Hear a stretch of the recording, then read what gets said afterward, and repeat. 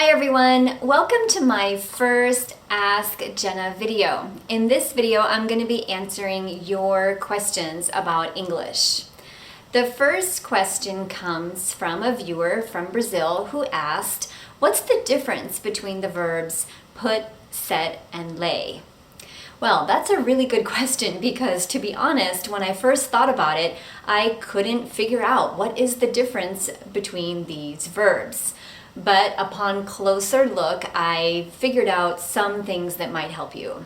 The verb lay means to put something down carefully in a flat position. So lay really refers to putting something in a horizontal position. For example, if you're taking care of a sick person, you can lay that person down in bed. So that means that you put the person in bed, but you do it carefully so that they're in a flat position.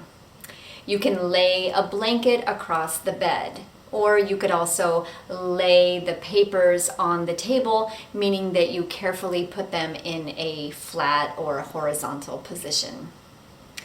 We also use lay to talk about something that we might do outside, like to lay bricks down or to lay the wood across the yard. And again, that would be referring to putting things in a flat position. To set is to put something in its place or position.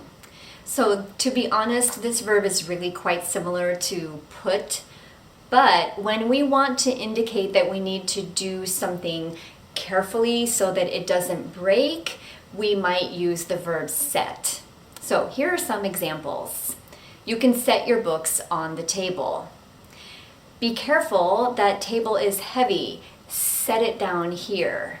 We also sometimes think that set refers to when we're going to put something there, but just for a little while, and then we're going to get it back again. So it might indicate some kind of temporary meaning of put, like, oh, you can set your stuff here for now.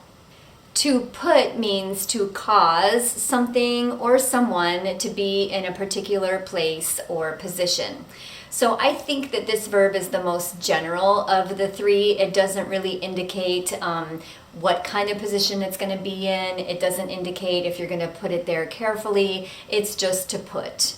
And some examples could be put your stuff over here, put the food on the table, put the food in the refrigerator. One thing that you want to know too is that all three of these, we often use them with the word down. So lay something down, set something down, and put something down. We can also include a prepositional phrase to indicate where. Lay her down on the bed. Set it down on the table, or put it down on the counter. The next question is, what's the difference between I've lived and I've been living? So if you're familiar with these two tenses, you know that the first one is present perfect and the second one is present perfect continuous. Therefore, we have the verb been, and this verb is in the ing form.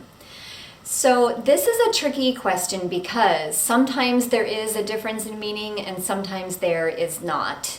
In this situation, there's no difference in meaning. We can say, I've lived in California for 18 years, or I've been living in California for 18 years, and they have exactly the same meaning. They both mean that the living started in the past and it continues until now. However, there are some verbs that the tenses would show a difference in meaning.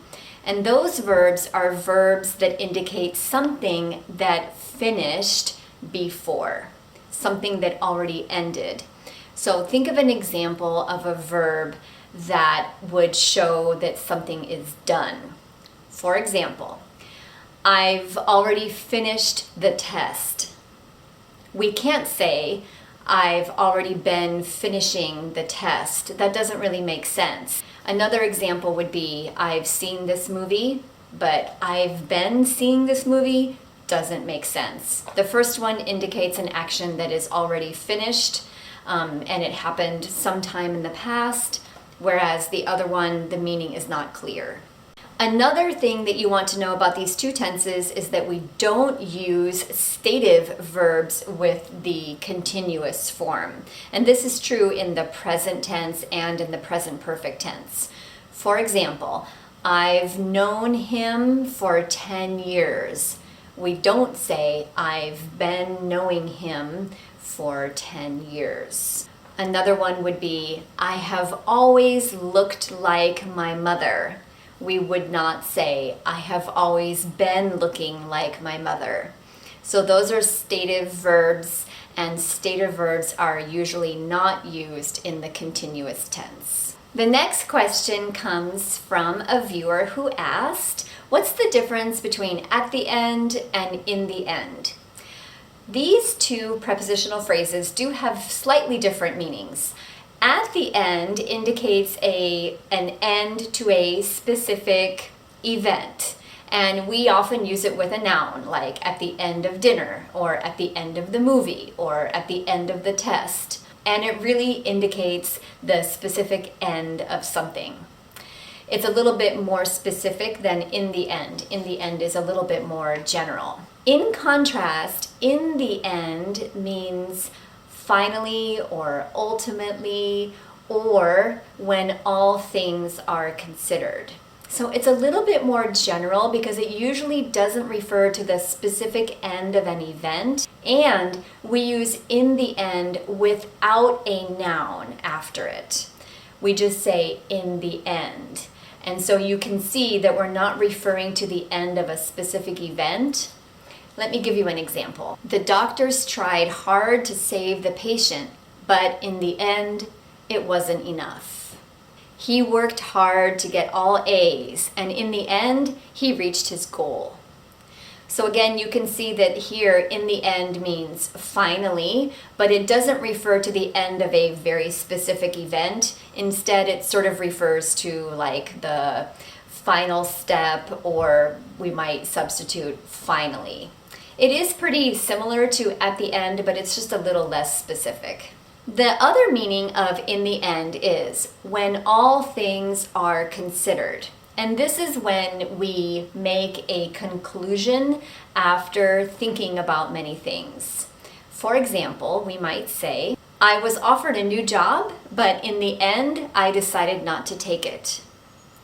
Or, after many years of hardship, I realized that in the end, family is the most important. So again, in these situations, it would mean when all things are considered, I came to that conclusion.